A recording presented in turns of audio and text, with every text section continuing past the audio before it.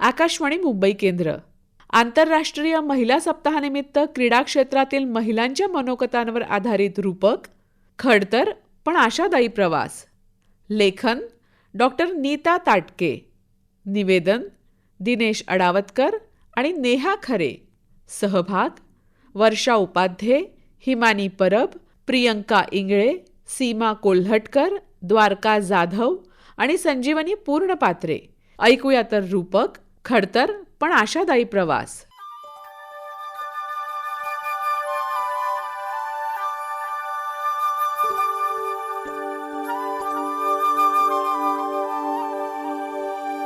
अठराशे 96 साली झालेल्या पहिल्या आधुनिक ऑलिम्पिक्समध्ये फक्त पुरुष खेळाडूच होते. त्यानंतर 4 वर्षांनी 1900 साली झालेल्या पॅरिस ऑलिम्पिक्समध्ये एकूण 22 महिलांनी सहभाग घेतला. ती टक्केवारी होती फक्त 2.2%. भारतीय पुरुषांचा प्रवेश याच पॅरिस ऑलिम्पिक्समध्ये झाला. मात्र भारतीय महिलांना ऑलिम्पिक्सचं दार उघडलं 1952च्या हेलेसिंकीमध्ये, ज्यात 4 महिलांनी भाग घेतला होता. 2024च्या पॅरिस ऑलिम्पिक्समध्ये सुमारे 10,000 खेळाडू होते. त्यात 5,000 महिला खेळाडू होत्या. भारतीय महिलांची संख्या इथे होती 47, म्हणजे भारतीय संघाच्या सुमारे 40%. जागतिक पातळीवर याबाबतीत स्त्री-पुरुष समानता आता बऱ्यापैकी दिसायला लागली आहे. भारतीय क्रीडा क्षेत्रातील महिलांचा एकूण प्रवास खडतर पण आशादायी असाच राहिला आहे.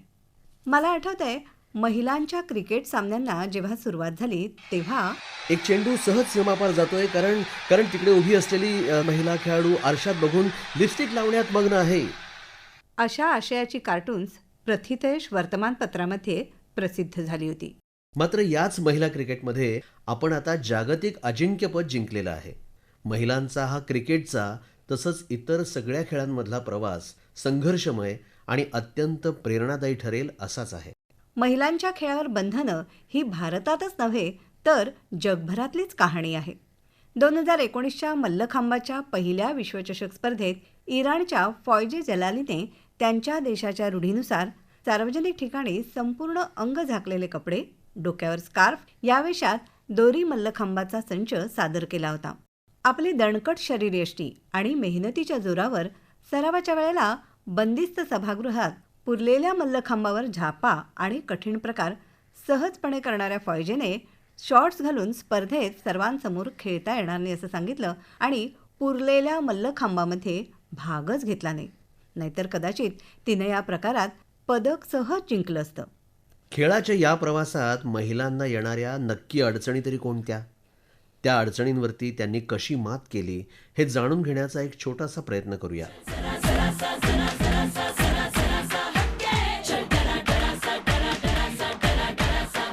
खो खोमधली शिवछत्रपती पुरस्कार विजेती आणि भारतात दिल्ली इथं झालेल्या आंतरराष्ट्रीय खो खो स्पर्धेमध्ये भारताची कर्णधार असलेली प्रियंका इंगळे एका मध्यमवर्गीय कुटुंबातली मुलगी. दीदी पुणे इथं राहणाऱ्या या मुलीचा धावण्याचा वेग बघून तिच्या शिक्षकांनी तिला खो खो या खेळाकडे वळवलं. मात्र तोकडे कपडे घालून खेळायला लागतं म्हणून आईवडिलांचाही खेळण्यासाठी विरोध होता. त्यावर तिनं शाळेच्या वेळातच खेळाचा सराव करण्याचा अफलातून उपाय शोधला. शाळेत गेलेली मुलगी शाळा सुटल्यावर घरी वेळेत परत येते, त्यामुळे आईवडिलांनाही तिच्या खेळाच्या या सरावाबद्दल फार काही कळलं नाही. होता होता 2 वर्ष गेली आणि शालेय जीवनातच 14 वर्षाखालील गटात सर्वोत्कृष्ट खेळाडूचा प्रतिष्ठित असा इला पुरस्कार तिला मिळाला. आता मात्र आईवडिलांचा विरोध कौतुकामध्ये बदलला. मग मात्र प्रियांकानं मागे वळून बघितलं नाही. राष्ट्रीय स्पर्धा विजेतेपद, राणी लक्ष्मीबाई हा राष्ट्रीय स्तरावरचा उत्कृष्ट खेळासाठीचा पुरस्कार आणि महाराष्ट्र शासनाचा शिवछत्रपती क्रीडा पुरस्कार हे सगळं जिंकत असताना खेळाच्या कामगिरीमध्ये चढउतार जरी होत गेले तरी खेळातल्या आनंदाने तिला खेळामध्ये टिकवून ठेवलं. तिने जेव्हा स्पर्धात्मक खो खो खेळायला सुरुवात केली तेव्हा खेळामधना इतर फार काही संधी नव्हत्या. आज मात्र खो खो हा एक आंतरराष्ट्रीय दर्जाचा खेळ आहे. खेळाच्या माध्यमातून नोकरीचे दरवाजे खुले झालेले आहेत. खेळाकडे आज प्रतिष्ठा आहे. त्यामुळे मुलींनी खेळाकडे नक्की वळावं असं प्रियंका सांगते. मी ज्यावेळेस खो खो हा खेळ इयत्ता 5वी मध्ये असताना चालू केला होता त्यावेळेस आपल्या खो खो खेळाला असं काही ग्लॅमर नव्हतं. म्हणजे आपला खो खो खेळ हा फक्त राष्ट्रीय लेवल पर्यंत स्थगित होता. तर ज्यावेळेस खो-खोला गेला त्यावेळेस माझ्या आई-वडिलांकडनं किंवा घरच्यांकडनं आणि नातेवाईकांकडनं खूप विरोध आला मला. आणि विरोध असल्या कारणाने आणि मी खूप त्यावेळेस लहान पण होते आणि एक मुलगी असल्या कारणाने आपण स्वतःचं म्हणजे आपलं मत वगैरे मांडू शकत नाही. कारण की विषय असा आहे की आमच्या घरची परिस्थिती ही एकदम मध्यमवर्गीय आणि स्पोर्ट्सचा असा बॅकग्राऊंड घरच्यांना नसल्यामुळं त्यांचाही खूप विरोध होता खेळासाठी. त्यांचं असं म्हणणं होतं की अभ्यास वगैरे केला पाहिजे आणि अभ्यासातनं करिअर वगैरे घडतं असं सगळ्यांचीच म्हणजे त्यावेळेसची मेंटॅलिटी तशी होती. आणि मी खो-खो चालू केल्यावरती इयत्ता 7वीला असताना मी माझी पहिली राष्ट्रीय स्पर्धा खेळले आणि राष्ट्रीय स्पर्धा मी नंतरनं सलग खेळत राहिले. आणि इयत्ता 8वीला असताना मी अंडर 14 या एज ग्रुपमधील जो भारतातील सर्वोच्च खेळाडूचा पुरस्कार असतो, इला पुरस्कार, तो पुरस्कार मी घेतला. आणि त्यानंतरनं माझे जे कोच आहेत अविनाश करवंदे तर त्यांनी माझ्या घरच्यांना समजून सांगितलं, की प्रियांकाला खेळ हा तुम्ही कंटिन्यू करू द्या कारण की तिच्याकडची कॅपॅसिटी आहे की ती भविष्यात काहीतरी चांगलं नाव हे उज्ज्वल करून दाखवल. तर असा एक विश्वास आमच्या कोचचा माझ्यावरती होता आणि त्याच विश्वासाला मी सार्थ ठरले. कारण की माझ्या घरच्यांनी पण मला नंतरनं परमिशन दिली कारण की त्यावेळेस नंतर 2016 नंतरनं खो-खोच्या हे इंटरनॅशनल स्पर्धा चालू झाल्या आणि इंटरनॅशनल स्पर्धा चालू झाल्यानंतरनं खो-खोला एक वेगळं वळण आलं आणि 2023 मध्ये मी 4थी आशियाई अजिंक्यपद खो-खो स्पर्धा ही आसाम या ठिकाणी खेळलेली. म्हणजे मी त्यावेळेस पहिल्यांदाच भारत रिप्रेझेंट केलं होतं ॲज अ प्लेयर म्हणून. आणि आता 2025 मध्ये जो खो-खोचा पहिला वर्ल्ड कप झाला त्यामध्ये मी भारतीय महिला संघाची कर्णधार होते आणि माझ्या नेतृत्वाखाली आपल्या भारताने विश्वचषक जिंकलेला आहे. याचा मला खूप अभिमान आहे. म्हणजे आपल्या भारताने जी माझ्यावरती रिस्पॉन्सिबिलिटी दिली होती ती मी पार पाडू शकले. आणि मला एवढंच सांगायचं की आता जे अपकमिंग खेळाडू आहेत किंवा नवीन जॉईन करणारे जे खेळाडू आहेत खो-खो खेळासाठी, म्हणजे मी जेव्हा खो-खो चालू केलं तर त्यावेळेस खो-खोमध्ये फ्युचर किंवा करिअर अशी काही म्हणजे त्यावेळेस असं वाटतच नव्हतं की याच्यातनं पुढे जाऊन जॉब ऑपॉर्च्युनिटी वगैरे असेल. पण आता तसं काही नाहीये कारण की खो-खो खेळाडूंना एवढंच सांगेल की आता खो-खोमध्ये खूप जॉब ऑपॉर्च्युनिटी आहेत, मोठमोठ्या स्पर्धा होत आहेत. तर खरंच खो-खो हा खेळ आपला इंडिजिनस स्पोर्ट्स असल्यामुळे आपण आपल्या खेळाला पुढे नेलं पाहिजे आणि मीही नेहमीच आपला खो-खो खेळ हा पुढे नेण्यासाठी कार्यरत असेल.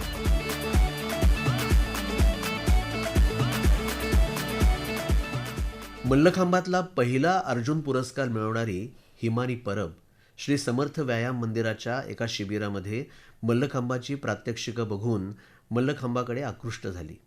या खेळातही तोकडे कपडे घालते, दोरीवरती उंच चढून शरीर ताणून वळवून विविध कसरती करते, कुठल्याही सण समारंभ किंवा कार्यक्रमाला येत नाही म्हणून नातेवाईक आणि इतर लोकांनी पहिल्यांदा खूप नाकं मुरडली होती आणि टीकाही केली होती. तरीही मी मात्र खूप नशीबवान ठरले असं हिमानी आवर्जून सांगते. मुलीवर होणाऱ्या या सगळ्या टीकेसाठी तिचे आईवडील ढाल बनून उभे राहिले.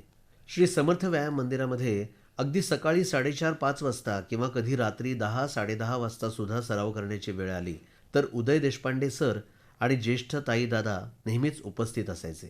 त्यामुळे कधीही सराव करताना सुरक्षेची भीती वाटली नाही. खेळायला सुरुवात केली तेव्हा मल्लखांब हा खेळही बऱ्याच जणांना माहीत नव्हता. त्यामुळे तिच्याही खेळाकडून खूप अपेक्षा नव्हत्या. नवीन नवीन प्रकार करणं, नवीन नवीन कृती शिकणं, स्पर्धा खेळणं, प्रात्यक्षिकं दाखवणं या सगळ्याचा आनंद ती लुटत होती. तिच्या अवतीभोवतीच्या सपोर्ट सिस्टीममुळे तिला कुठलाही त्रास झाला नाही. हिमानीच्या मते तिच्यासारखं भाग्य फार कमी मुलींना मिळतं. समाजाचा मुलींकडे बघण्याचा एक दृष्टिकोन असतो की ते काय कपडे घालतायत त्यावरती त्या काय करतील याचं एक बॅलन्स केला जातो. आणि त्याच्यामुळेच मला असं वाटतं की हा एक भाग आहेच. आणि अजून प्रॅक्टिसच्या बाबतीत म्हणू देत की सकाळी लवकर असेल, संध्याकाळी लेट असेल. स्पर्धात्मक जर तुम्हाला खेळायचं असेल, मेडल्स हवे असतील तर त्याच्यासाठी आपल्याला सकाळ संध्याकाळ वेळ न बघता सराव करायला लागतो. ज्याच्यामध्ये मी फार लकी ठरले कारण माझ्या पेरेंट्सनी मला खूप आधीपासूनच खूप जास्त सपोर्ट केलाय. किंवा कॉस्ट्युमच्या बाबतीत म्हटलं तरी माझे पेरेंट्स तेवढे समजूतदार होते की जर तुझ्या खेळासाठी तुला तसं ड्रेसअप करायला लागणार असेल तर you have to do it. त्यांनी तसंच रिलेटिव्हना पण तसंच समजावलं की तिला आवड आहे किंवा तिला मजा आहे म्हणून हे कपडे किंवा लोकांना दाखवण्यासाठी हे कपडे नाही घालत, पण ते तिच्या स्पोर्ट्ससाठी नीडेड आहे, ते गरजेचं आहे तिच्यासाठी म्हणून ती हे करते. पण ॲट द सेम टाइम आता पण आपण अजूनही बघू शकतो की विशेष म्हणजे स्त्री खेळाडूंना हा अजूनही हे आहे की घरातून बाहेर पडता येत नाहीये किंवा लहान कपडे घालून प्रॅक्टिस करायला मिळत नाहीये.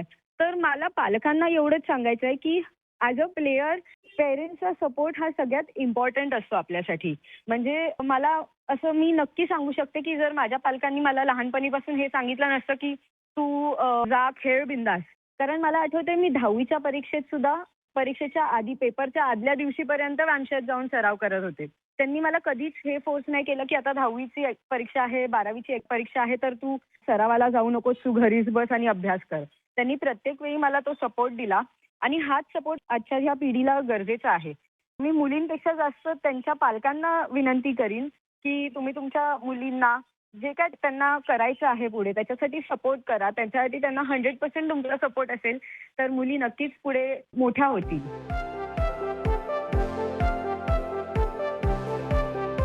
महाराष्ट्र शासनाचा उत्कृष्ट खेळाडू आणि उत्कृष्ट प्रशिक्षकाचा शिवछत्रपती पुरस्कार विजेती आणि भारतातल्या रिदमिक जिम्नॅस्टिक्सची पहिली आंतरराष्ट्रीय पंच वर्षा उपाध्ये यांनी सध्याच्या प्रशिक्षकांसमोरची आव्हानं स्पष्ट केली.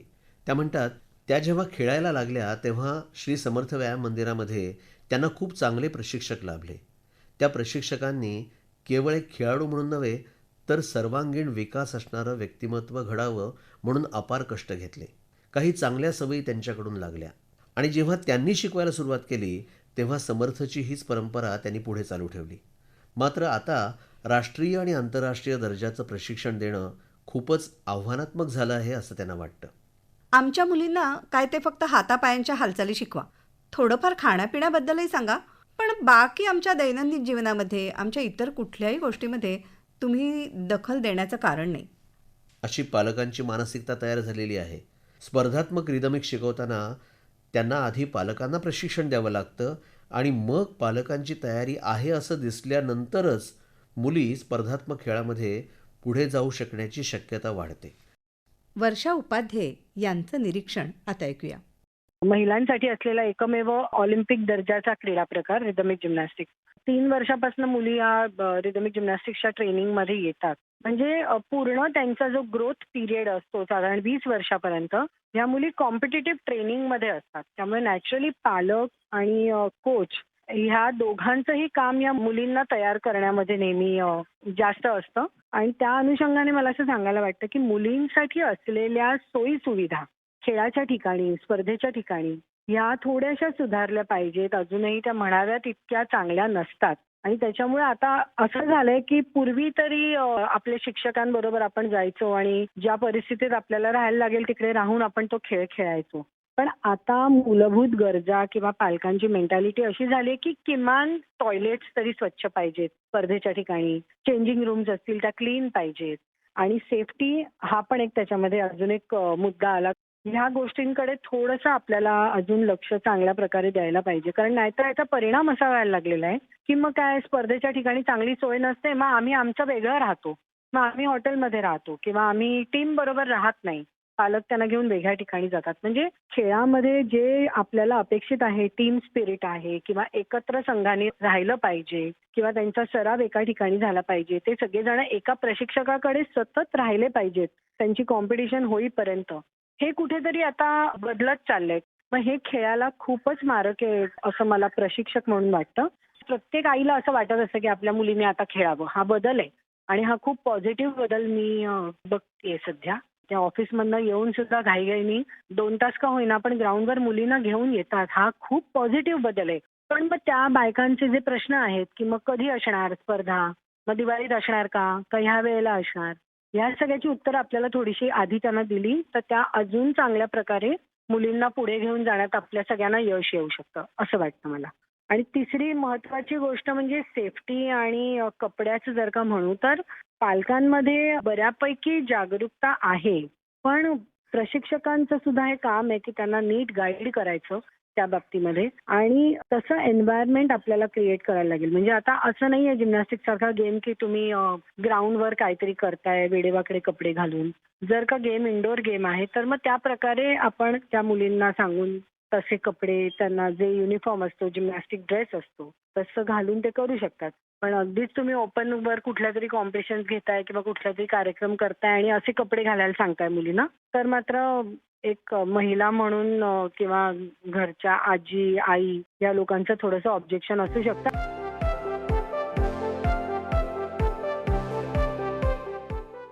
मल्लखांब आणि जिम्नॅस्टिक्सच्या आंतरराष्ट्रीय पंच आणि प्रशिक्षणाचा प्रदीर्घ अनुभव असलेल्या संजीवनी पूर्णपात्रे यांच्या मते खेळाडूची जात, धर्म, संस्कृती स्पर्धात्मक खेळाच्या वयात फक्त खेळ हीच असली पाहिजे.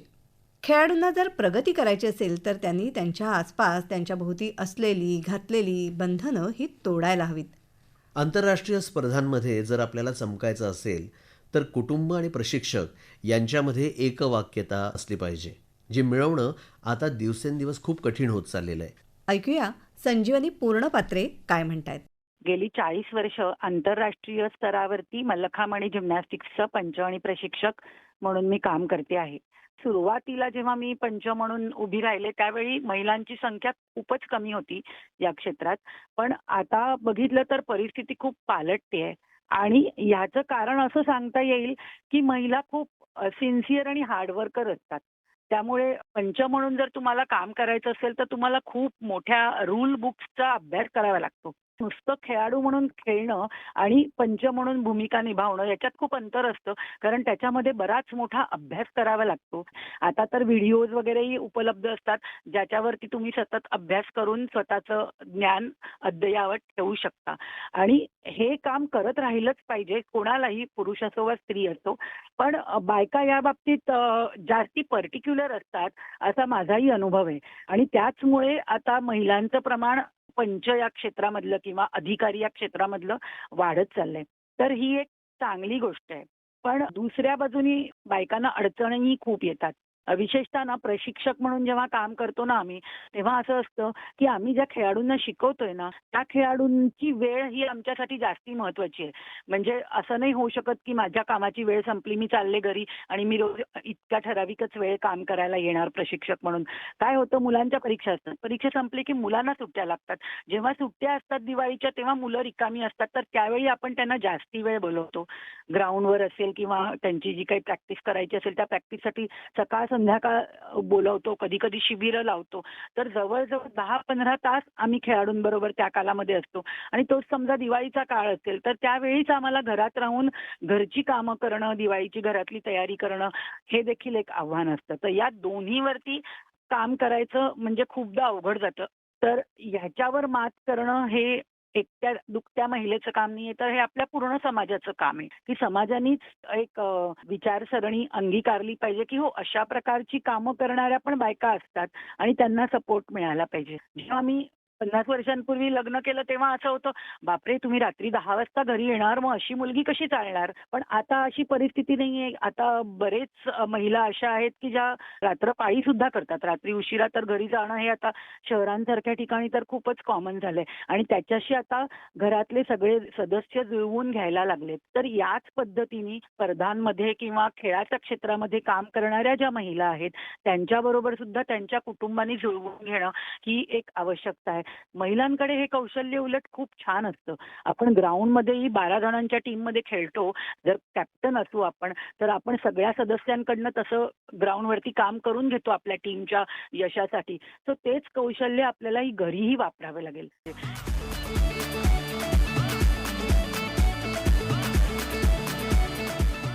काही महिला संघटकांशी बोलताना मात्र एक खूपच वेगळा मुद्दा समोर आला. संघटनेमध्ये महिला हव्या असतात कारण त्या खूप जबाबदारीनं आणि चांगलं काम करतात. साधारणपणे खेळाडू आणि पालक यांच्यामध्ये त्यांचा समन्वयसुद्धा चांगला असतो. नियमाप्रमाणे महिलांचा समावेश ही देखील एक अनिवार्यता असते.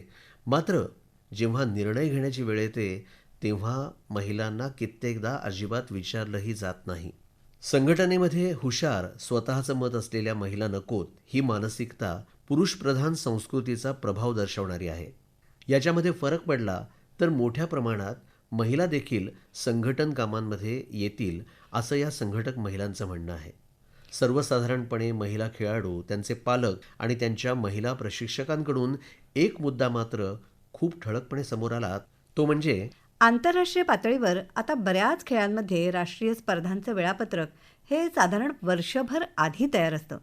मात्र आपल्याकडे जिल्हा स्पर्धा, जिल्हा निवड स्पर्धा, राज्य स्पर्धा या स्पर्धांचं वेळापत्रक संघटना वेळेत करतच नाहीत आणि मग बऱ्याच वेळा फक्त काही दिवसांच्या सूचनेवर आता जिल्हा स्पर्धा आहे किंवा आपण निवड स्पर्धा घेणार आहोत असं जाहीर केलं जातं.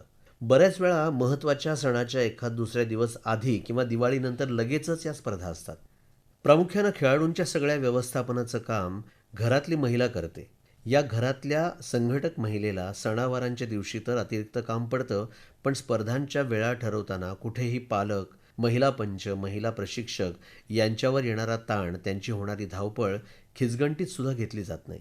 आणि याबाबत कोणी फारसा आवाज उठवतानाही दिसत नाही, कारण आवाज उठवणारे आपण एकटे पडू, आपण या सगळ्या खेळाच्या प्रक्रियेतून बाहेर पडू अशा भीतीनं बोलत नाहीत. 3 मुलींची आई असलेली द्वारका जाधव आपल्या तिन्ही मुली आणि यजमान यांच्यासह ॲथलेटिक्सचा सराव करते. समाजाकडून सतत हेटाळणीचा अनुभव घेतलेल्या द्वारकाने जबलपूर इथे नुकत्याच पार पडलेल्या 45व्या मास्टर्स ॲथलेटिक्स स्पर्धेमध्ये 1 सुवर्ण आणि 3 रौप्य पदकांची कमाई केली. दिवसभर खूप दगदग होते, पण खेळानं मला माझा आत्मसन्मान दिला असं त्या आवर्जून सांगतात. यजमानांची रात्रपाळी असते, ते दिवसा अगदी कणिक मळून देण्यापासून मदत करतात आणि त्यामुळेच हे सगळं शक्य होतं असं त्या कृतज्ञतेने नमूद करतात. सामाजिक बंधनांमुळे आपल्या आजूबाजूला असलेल्या महिला हे काही करू शकत नाहीत याची त्यांना जाणीव आहे. ऐकूया द्वारका यांना. माझं असं म्हणणं आहे की मोबाईल नकोच आहे मुलांना, फक्त मैदान पाहिजे. म्हणून आम्ही दोघांनीच ठरवलं की आपण दोघं मैदानावर गेलं तर मुली मैदानावर येतीलच नक्की. त्यामुळे आम्ही सगळेजण मैदानावर असतो. मिस्टर पण ड्युटी संपली की मैदानावर येतात. मी पण मुलांचं सगळं करून मैदानावर वेळ काढतेच. मी सकाळी 5 वाजता उठते. मी एक छोटी योगा टीचर आहे, कारण मला इच्छा होती म्हणून काहीतरी करायचं. कारण माझं एवढं काही असं शिक्षण झालं नाही, मी फक्त 12वी पास आहे आणि मला पुढे अजून काही करायचं होतं म्हणून मी योगा क्लास केला आणि तिथूनच एक मी टीचर म्हणून झालीये. क्लासमध्ये पण मी सगळ्यांना हेच सांगत असते की तुम्ही रोज योगा करा. मोबाईल आणि हे बाकीचे जे आहेत ना तिथे लक्ष देऊच नका, कारण तुम्ही जेवढा फिटनेस ठेवताल ना तेवढं तुमच्या शरीरासाठी चांगलं आहे आणि त्याच्यातूनच तुमची मुलं तेच शिकणार आहेत. मला टाइमच मिळत नाही मला, कारण माझ्या तिघींचं मला बघायला लागतं. मोठीचं पण बघायला लागतं आणि ह्या दोघींचं छोट्यांचं पण. माझी मोठी पण आता स्टेट प्लेअर आहे. तिने पण गोल्ड मिळवलेत देशासाठी आणि आता रुपारेल कॉलेजला आहे. त्या 2 वर्ष 11वी 12वी पण तिला गोल्ड आहे. त्यामुळे तिने तर तिचं हे केलेलंच आहे आणि तिची इच्छा आहे की तिला आर्मीमध्येच जायचंय आणि त्यासाठी ती प्रयत्न सुद्धा करते. आता 12वीची एक्झाम झाल्यानंतर सुद्धा ती अभ्यासालाच लागली आहे, कारण तिला NDAची एक्झाम द्यायची आहे. त्यामुळे तिचं आम्हाला टेन्शन आहे. आता ह्या दोघींचंच आहे. ह्या दोघींबरोबरच मी माझं सुद्धा करते, हे स्वतःचं सुद्धा करतात आहे. त्यामुळे आता माझ्या मुलीची या 12वीची एक्झाम असताना सुद्धा मला जबलपूरला जायचं होतं नॅशनलसाठी, पण मी गेली. माझी मुलगी स्वतः मला म्हणाली की मम्मा जा तू, मी आहे व्यवस्थित, तुला तर माहिती आहे माझा अभ्यास. म्हणून मी काही टेन्शन नाही घेतलं. माझ्या मुलीचा दुसरा पेपर असताना मी तिथे ग्राउंडवर होते.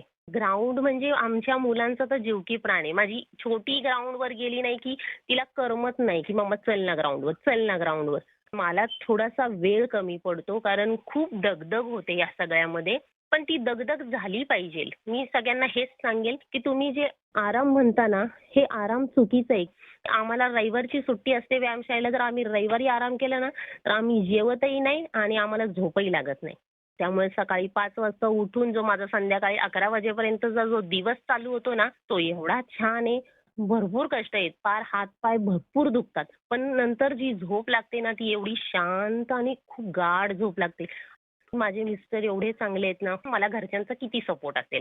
मुलींना पण मी सांगितले, पायावर जोपर्यंत उभं राहत नाही ना तोपर्यंत कशातही लक्ष घालायचं नाही. तुम्ही एकदा पायावर उभे राहिले ना, तुम्हाला अक्कल आली ना की मग तुम्ही तुमचे निर्णय घ्यायला मोकळे. अजून तुम्ही तुमचे निर्णय घेऊ शकत नाही. आता इंटरनॅशनल पण जायची इच्छा आहे आम्हाला, आणि मुलीचं मेन आहे म्हणून आम्ही थांबलेलो आहे. नाहीतर आम्हाला इंटरनॅशनल खेळायची खूप इच्छा आहे दोघांना. तर त्याच्या आधी जर मुलीचं इंटरनॅशनल लागलं तर ते आमचं नशीब खूपच चांगलं. तिला आर्मीतच जायचंय. ती आता एक्झामच्या तर तयारीला लागलेलीच आहे. आमचे पण डोळे एक्झामवरतीच आहे.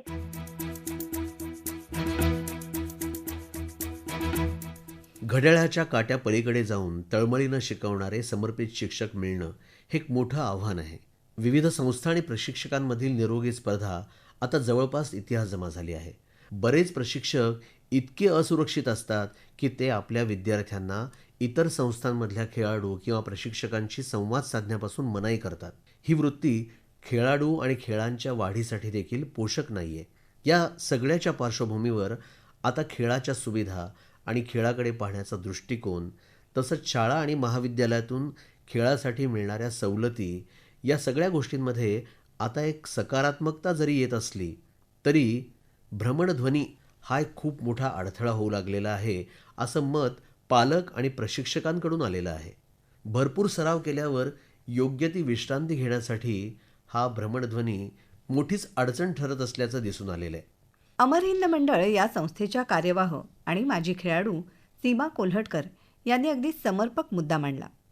त्यांच्या मते मुलींना खेळायला मिळतं ही सुविधाच त्यांना एकदम भारी वाटते. आपण अडचणी सांगायला सुरुवात केली तर आपला खेळ बंद पडेल अशी सुप्त भीती त्यांच्या मनात असते आणि म्हणूनच प्रशिक्षणाच्या जागी होणारा त्रास, स्पर्धांच्या वेळी होणारी गैरसोय याबद्दल मुली चकार शब्द काढत नाहीत. जेव्हा प्रशिक्षक, व्यवस्थापक आणि संघटक म्हणून महिला पुढे येतील तेव्हा हे चित्र बदलेल. ऐकूया सीमा कोल्हटकर काय म्हणतायत. आता महिलांसाठी भारत सरकार म्हणा किंवा आपलं राज्य सरकार म्हणा, इथे आता परत नेमणुका त्यांच्या सुरू झालेल्या आहेत. म्हणजे तुम्ही नॅशनल लेवलला गेलात तर तुम्हाला खेळाडू म्हणून तुमच्या नेमणुका आता सुरू झालेल्या आहेत. म्हणजे नुकतीच खो खोची सुद्धा राज्य संघटनेची एक टीम तयार होते, हे ऐकूनच मला खूप आनंद झाला. पण मुळात प्रश्न असा आहे की मुलींना येणारी मासिक पाळी आणि त्याबद्दल मुली विशेषतः जर महिला प्रशिक्षिका असतील तर बोलतात, पण जर ते पुरुष प्रशिक्षक असतील तर त्यांना बोलायची लाज वाटते. त्यामुळे त्यांना येणारे जे अडचणी आहेत, स्पर्धेच्या वेळी होणारी गैरसोय आहे, प्रशिक्षणाच्या जागी होणारा त्रास आहे किंवा त्यांचं लग्न झालेलं असेल तर त्यांच्या घरच्यांच्या अपेक्षा असतात, ह्या सगळ्या त्या महिला प्रशिक्षक असतील किंवा महिला व्यवस्थापक असतील त्यांच्याकडे जेवढ्या मोकळेपणाने बोलू शकतील तेवढ्या मोकळेपणाने पुरुष प्रधान संस्कृती आपण म्हणू शकतो, कारण हल्ली बहुतेक ठिकाणी महिलांचे प्रशिक्षक हे पुरुषच आपल्याला दिसतात, तर त्यांच्याकडे त्या तेवढ्या मोकळेपणाने बोलू शकत नाहीत. साधारणतः खो खो किंवा कबड्डी सारखे जे मैदानी खेळ ते 30शी पर्यंत खेळले जातात आणि तोपर्यंत त्यांची बऱ्यापैकी खेळ झालेला असतो. पण मग नंतर काय, तर त्यांना जर जॉब आपल्याला देता आले की एक प्रशिक्षक म्हणून सगळीकडे जर जॉब उपलब्ध झाले तर त्याच महिला प्रशिक्षक हे चांगल्या प्रकारे मुलींना मानसिक देखील आधार देऊ शकतात आणि अर्थात त्यांच्या अडचणींवरती मात करू शकतात. आता राहिला प्रश्न मानसिक धैर्य उंचावण्याचा. तर भीष्मराज बाम क्रीडा मानसशास्त्रावरती खूप त्यांचा अनुभव होता. तर अशा तऱ्हेचे जे वक्ते आहेत किंवा व्यवस्थापक आहेत किंवा प्रशिक्षक आहेत तर त्यांचं वेळोवेळी या मुलींना मार्गदर्शक मिळणं, त्यांना ओपन करायला प्रवृत्त करणं हे फार हल्लीच्या दिवसामध्ये अत्यंत महत्वाचं आहे असं मला वाटतं. तसंच त्यांच्या घरातल्या अडचणी त्या बोलू शकतील आणि सगळ्यात महत्वाचं म्हणजे प्रशिक्षक, व्यवस्थापक आणि संघटक म्हणून महिलाची नेमणूक झाली तर मला वाटतं आपल्या देशातल्या ज्या महिला आहेत त्यांच्या ज्या अडचणी आहेत त्या सहज आपण कमी करू शकू किंबहुना त्या नाहीशा होतील आणि मग त्यांचं ज्या वेळेला सिलेक्शन असतं किंवा ग्राउंड सिलेक्शन असतं त्यावेळेला मोकळेपणाने त्या खेळू शकतील आणि हे ज्या वेळेला घडेल त्यावेळेला अनेक जे पालक आहेत ते आपल्या मुलींना खेळायला देखील प्रवृत्त करतील. कारण मासिक पाळीमुळे येणारी अडचण असेल किंवा महिला म्हणून असणारी नैसर्गिक त्यांचा कमकुवतपणा असेल तर तो सुद्धा जर दूर करायचा असेल तर महिला डॉक्टर असणं आणि त्यांचं वेळोवेळी मार्गदर्शन होणं ही सुद्धा काळाची गरज आहे असं एक मला सांगावंसं वाटतं.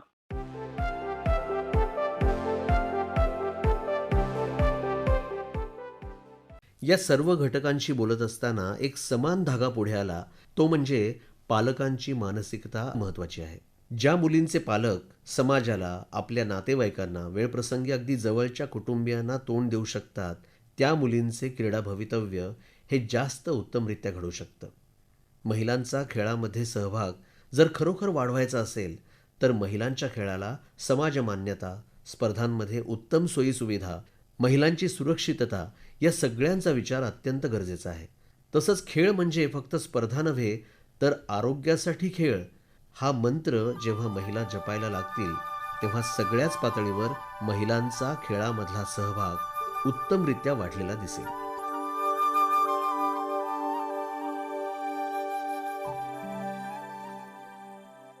मंडळी, आत्ताच आपण ऐकत होतात आंतरराष्ट्रीय महिला सप्ताहानिमित्त क्रीडा क्षेत्रातील महिलांच्या मनोगतांवर आधारित विशेष रूपक खडतर पण आशादायी प्रवास. लेखन डॉक्टर नीता ताटके. निवेदन दिनेश अडावतकर आणि नेहा खरे. सहभाग वर्षा उपाध्ये, हिमानी परब, प्रियंका इंगळे, सीमा कोल्हटकर, द्वारका जाधव आणि संजीवनी पूर्णपात्रे. निर्मिती सहाय्य सुहिता मराठे आणि चेतना झांजे.